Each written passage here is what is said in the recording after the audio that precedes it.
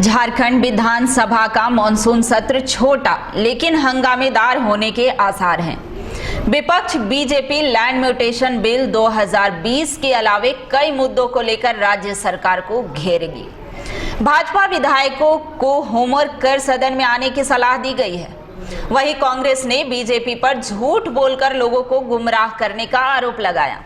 18 से 22 सितंबर तक झारखंड विधानसभा का मॉनसून सत्र शुरू हो रहा है, जिसकी तैयारी सत्ता पक्ष और विपक्ष ने अपने अपने तरीके से कर रखी है। बीजेपी ने लैंड म्यूटेशन बिल को जोरदार तरीके से उठाने का फैसला किया है।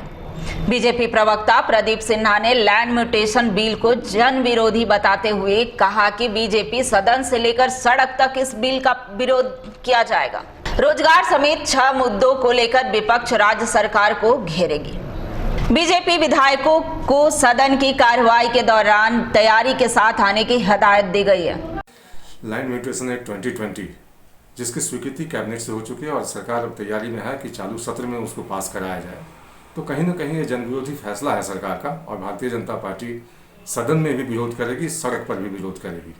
सरकार जो यह फैसला करने जा रही है निश्चित रूप से वैसे गरीब लोगों का और आम जनों का हक मारने के प्रयास कर रही है, जो जमीन संबंधी परेशानियों से जूझ रहे हैं और जो जमीन संबंधी मामला देखते हैं जो अधिकारी, उनके साथ जो अनियमितता करते हैं लोग, तो कहीं ना कहीं सरकार अपने अधिकारियों को बचाने के लिए इस तरह का प्रावधान करने जा रही है।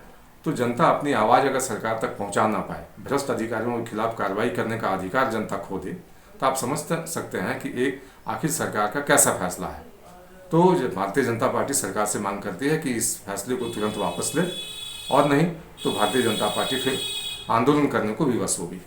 वहीं सत्ताधारी दल कांग्रेस ने बीजेपी पर हमला बोला और कहा कि विपक्ष के पास कोई काम नहीं है।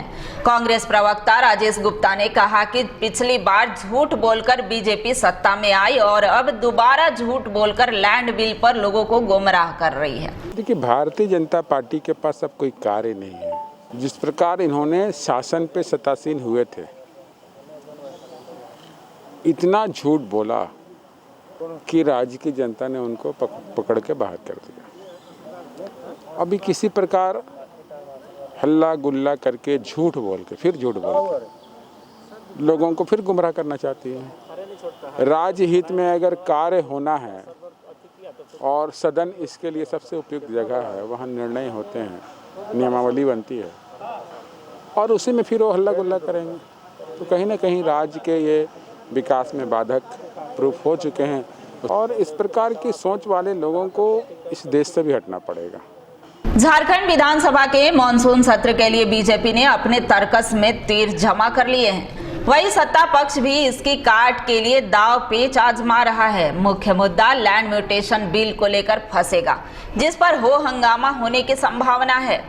सरकार के सामने इस बिल को पास कराने की प्रमुख चुनौती होगी। सबरंग समाचार के लिए रांची से रुचि शर्मा की रिपोर्ट।